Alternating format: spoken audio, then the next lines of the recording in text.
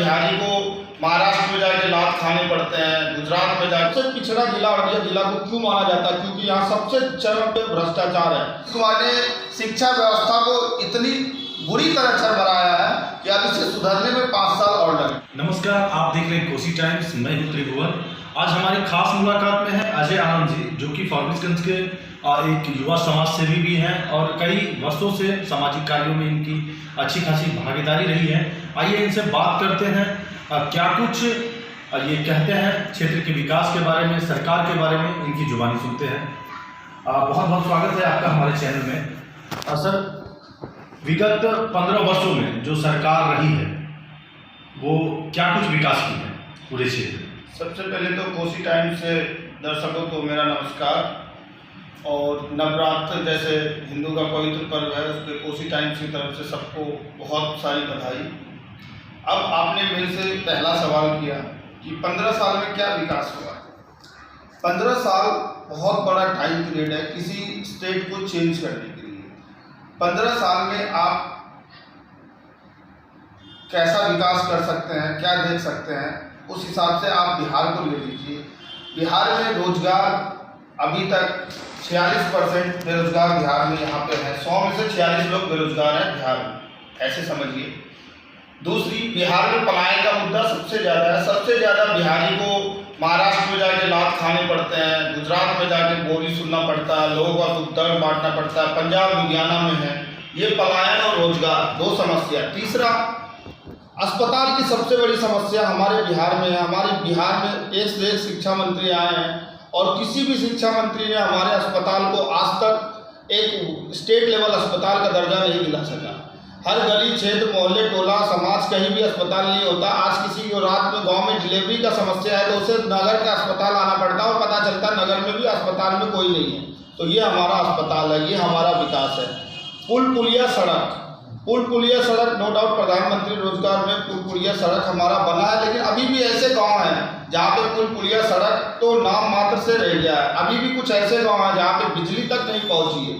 तो ये हमारा 15 साल का मोटा मोटी विकास है। ना हमारे पास रोजगार है, ना यहाँ अस्पताल है, और यहाँ पे भ्रष्टाचार सबसे ज़्यादा। और पूरे इंडिया में, भारत में सबसे पिछड़ा जिला अररिया जिला को क्यों माना जाता है? क्योंकि यहाँ सबसे चरम पे भ्रष्टाचार है। ब्लॉक में एक कागज नहीं बनता, उसके लिए बाबू को पैसा चाहिए, नगर परिषद में पैसा चाहिए, थाने में पैसा चाहिए, निबंधन कार्यालय में अपने जमीन का खुद का रजिस्ट्री कराने में भ्रष्टाचार है। ये यहाँ की विकास है। कोरोना महामारी में, वैश्विक महामारी जो कोरोना महामारी है, उसमें सबसे अधिक बिहार के प्रवासी मजदूर प्रभावित हुए हैं। इसके लिए आप किसे जिम्मेवार मानेंगे? कोरोना में बहुत सारी असुविधाएं उनको हुई है, मजदूर अभी पलायन कर रहे हैं। कोरोना बहुत बड़ी महामारी थी, जो कि सदी की सबसे बड़ी महामारी थी। सबसे बड़ा इसकी मिसमैनेजमेंट तो मैं सबसे बड़ा केंद्र सरकार को जिम्मेदार मानता हूँ।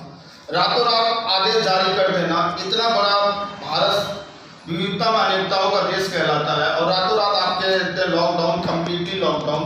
ये संभव नहीं था, जिसके कारण विफलता 1000 मिली। नीतीश कुमार जी जो हमारे सीएम थे स्टेट के, वो कह रहे थे हम किसी बिहारी को, बाहर से बिहारी को आने अंदर नहीं देंगे। ये बिहारी का बहुत बड़ा मजाक उड़ा है। हर चप्पल पहन के लोग दिल्ली से बिहार तक के रोड नाप दिए। कोई माँ प्रेग्नेंट हो गई रास्ते में, कोई मजदूर मर गया, ना जाने कितने लोग ट्रेन में मरे। ये एक तरह से इसकी जिम्मेदारी निपटाना चाहिए। आज तक इसकी जिम्मेदारी किसी की नहीं हुई है, ना नीतीश कुमार की, ना केंद्र सरकार की। इस बीच में एक नीतीश कुमार ने युवाओं को मौका नहीं दिया। हर चीज़ नियोजित शिक्षक, हर जगह नियोजित शिक्षक को गाली देने का काम किया, और विकास के लिए, रोजगार के लिए कोई रोड मैप तैयार नहीं है सरकार का।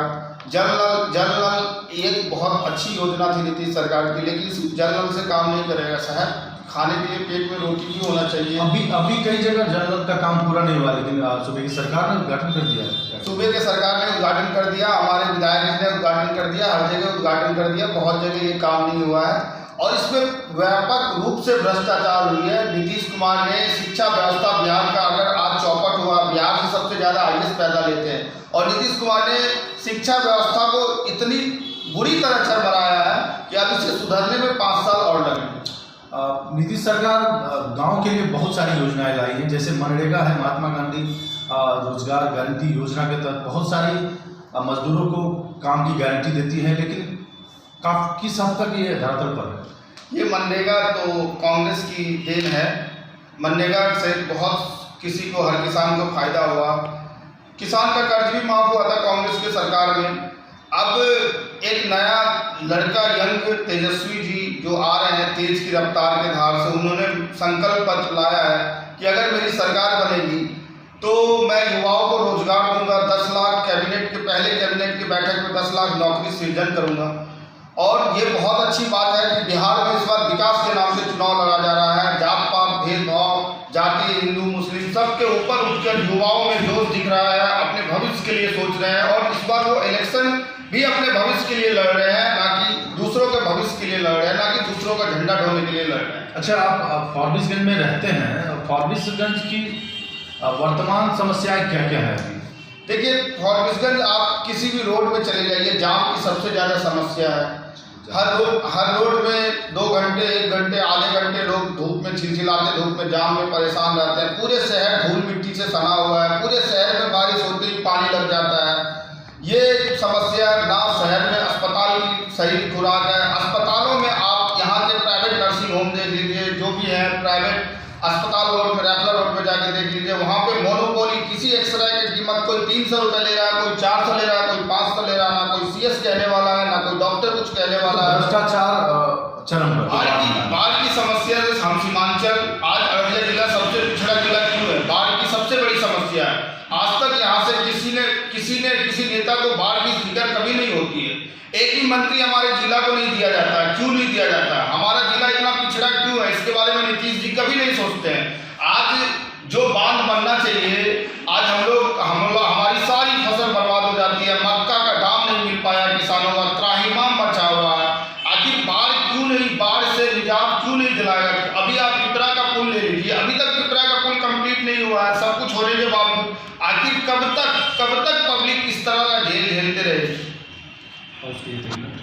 अगर सरकार बाढ़ के लिए बोल देती है यहाँ पे बाढ़ नहीं आएगी, सारे पुल पुलिया डैम बना दिया जाएगा, जो भी सरकार हो, चाहे वो नीतीश सरकार हो, भाजपा सरकार हो, महागठबंधन की सरकार हो, अगर बाढ़ से सीमांचल एरिया पूरी तरह से यहाँ से छुटकारा मिल जाए तो यकीनन हमारा अररिया जिला अभी नीचे से टॉप पे है और एक समय आएगा कि टॉप 10 में हमारा अररिया जिला जरूर होगा। एक बड़ा मुद्दा है ये बहुत बड़ी मुद्दा है। ये बहुत बड़ी मुद्दा है। किसानों का मक्का का दाम नहीं मिल पाता है। जो भी दाम मिलता है उसमें भी कुछ बाढ़ में फसल बर्बाद हो जाती है। अभी धान की खेती में बाढ़ में बुरी तरह से किसान प्रभावित है। किसानों के लिए कोई नहीं सोचता है।